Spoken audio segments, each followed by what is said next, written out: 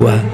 लक्ष्मण यादव जी को इसलिए प्रताड़ित किया जा रहा है, इसलिए प्रताड़ना सहरी पड़ रही है क्योंकि उन्होंने पिछड़ों को जगाने का काम किया। उन्होंने वंचितों, शोषितों को, कमेरे वर्गों को, झोपड़ियों में रहने वालों को बताने का काम किया कि तुम्हारे लिए शिक्षा आवश्यक है। सरकार के द्वारा कहीं ना कहीं उनके हक और अधिकार को रोकने का आरक्षण की व्यवस्था की, पिछड़ों के लिए, अति पिछड़ों के लिए, अनुसूचित जाति, अनुसूचित जनजाति के लिए और 10% EWS के लिए, और इसको 9वीं अनुसूची में शामिल कराने के लिए जब हमने बिहार कैबिनेट से प्रस्ताव भेजा तो अब तक केंद्र सरकार चुप्पी साधे। लक्ष्मण यादव एक व्यक्ति का नाम नहीं है, लक्ष्मण यादव कहीं ना कहीं वो उस आंदोलन का नाम है जो गरीबों, शोषितों, वंचितों, पिछड़ों को आवाज़ देने का काम किया।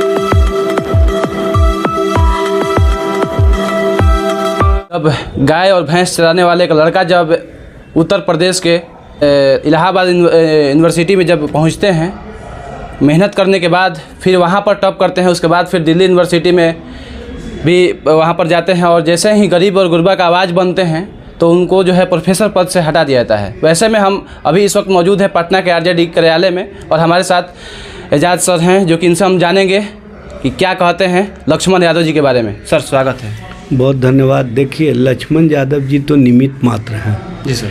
उनके माध्यम से कहीं ना कहीं जो पिछड़ों की आवाज़ है, जो वंचितों की आवाज़ है, जो शोषितों की आवाज़ है, जो सरकार के द्वारा कहीं ना कहीं उनके हक और अधिकार को रोकने का कार्य किया जा रहा है।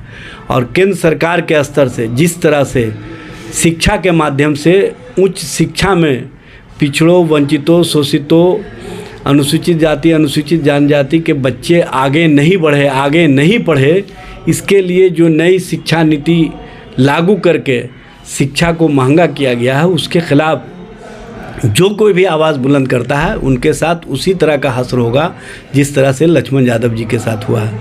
लक्ष्मण यादव जी को इसलिए प्रताड़ित किया जा रहा है, इसलिए प्रताड़ना सहरी पड़ रही है क्योंकि उन्होंने पिछड़ों को जगाने का काम किया। उन्होंने वंचितों, शोषितों को, कमेरे वर्गों को, झोपड़ियों में रहने वालों को बताने का काम किया कि तुम्हारे लिए शिक्षा आवश्यक है। बिना शिक्षा ग्रहण किए, बिना उस शिक्षा ग्रहण किए तुम इस कंपटीशन के दौर में, प्रतिस्पर्धा के दौर में टिक नहीं पाओगे। इसलिए इस तरह की राजनीति की जा रही है और इस तरह से मनोबल गिराने का ये प्रयास है। लेकिन एक बात सबको समझ लेना चाहिए, मैं केंद्र सरकार को भी आगाह करना चाहता हूँ कि आप पिछड़ों की आवाज़, दलितों की आवाज़, शोषितों, वंचितों की आवाज़, आदिवासियों की आवाज़ को अब दबा नहीं सकते हो। वो जग चुके हैं और उनके पास जो नेतृत्व करता है वो स्पष्टवादी हैं और स्पष्ट सोच के साथ पिछड़ों, वंचितों को हक और अधिकार देने का काम कर रहे हैं। आप देख रहे हैं कि बिहार में जब से महागठबंधन की सरकार बनी है, पिछड़ों के बच्चों को, पिछड़ों के नौजवानों को, पिछड़ों को शिक्षा के प्रति जो हक और अधिकार दिया जा रहा है, जब जब आगे बढ़ाया जा रहा है, तब तब किस तरह से राजनीतिक व्यू रचना की जा रही, ये समझने की आवश्यकता है। हमने 1931 के बाद पहली बार बिहार से जातीय गणना करा करके आंकड़ों के साथ जो जिसकी संख्या उसकी उतनी हिस्सेदारी के माध्यम से 65%, 49.5% से बढ़ा करके 65% जब आरक्षण की व्यवस्था की पिछड़ों के लिए, अति पिछड़ों के लिए, अनुसूचित जाति, अनुसूचित जनजाति के लिए और 10% EWS के लिए, और इसको 9वीं अनुसूची में शामिल कराने के लिए जब हमने बिहार कैबिनेट से प्रस्ताव भेजा तो अब तक केंद्र सरकार चुप्पी साधे हुए है। केंद्र सरकार चुप है और इस चुप्पी को तोड़ने के लिए जहाँ जहाँ भी अभियान चलता है, जहाँ जहाँ भी लोग आवाज़ बुलंद करते हैं, जहाँ जहाँ भी मुखर होकर के वो अपनी बातों को रखते हैं, अपने हक और अधिकार की जो लोगों तक बात पहुंचाने का काम करते हैं, तो उनको लक्ष्मण यादव जैसी प्रताड़ना सहनी पड़ती है। ये लक्ष्मण यादव तो निमित्त मात्र हैं, प्रतीकात्मक हैं उन लोगों के लिए कि जो पिछड़ों की आवाज़ बने हुए हैं, उन लोगों के लिए जो शोषितों, वंचितों की आवाज़ बने हुए हैं, उन लोगों के लिए जो कमेरे वर्ग हैं, जो अनुसूचित जाति, जनजाति की बात करते हैं। इसलिए ऐसे लोगों को प्रताड़ना सहनी पड़ती है।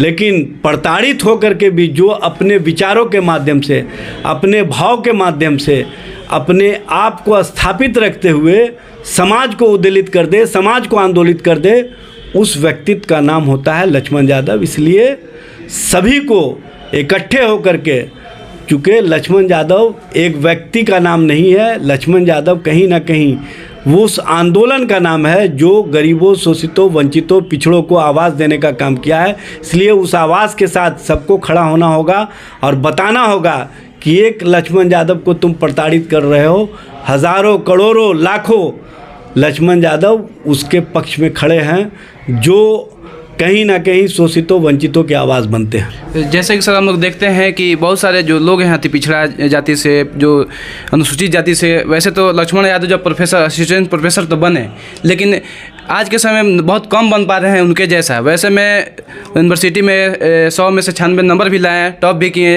इंटरव्यू में भी, और वहाँ पर जब बने असिस्टेंट प्रोफेसर, लेकिन हालांकि बन नहीं पा रहे। इसके लिए क्या आगे होना चाहिए सर? देखिए, सबसे बड़ी बात यह है कि आप देखिए, संवैधानिक पद पर जो अनुसूचित जाति के व्यक्ति बैठे हुए हैं, उनको जब नया पार्लियामेंट का शिलान्यास का कार्यक्रम था तो बुलाया नहीं गया।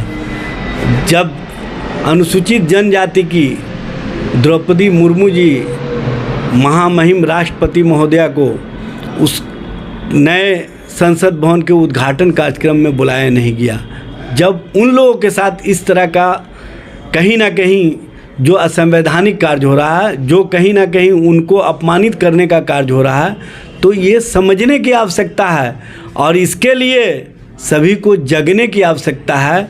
और जगाने वाले अगर बेहतर ढंग से अपनी बातों को रख करके जगा रहे हैं और लक्ष्मण यादव जैसे लोग अगर आगे आ रहे हैं तो उनके साथ खड़े होने की आवश्यकता है। ये सबको समझने की ज़रूरत है और इसी के माध्यम से हम समाज को भी उद्वेलित कर सकते हैं, आंदोलित कर सकते हैं और अपने हक और अधिकार को भी प्राप्त कर सकते हैं। आरजेडी किस तरह से लक्ष्मण यादव के साथ खड़ी हुई है? भाई, आरजेडी का मतलब क्या है? यहाँ पर तो स्पष्ट है कि जो पिछड़ों, वंचितों, शोषितों, कमेरे वर्गों की आवाज़ बनता है, उसका नाम है लालू प्रसाद।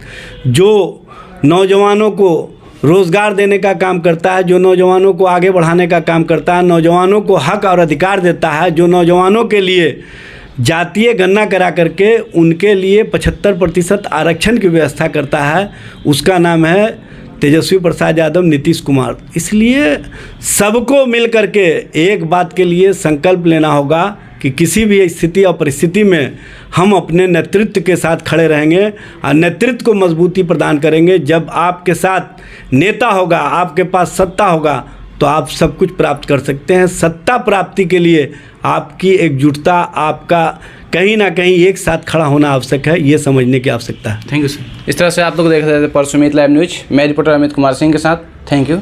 जय हिंद।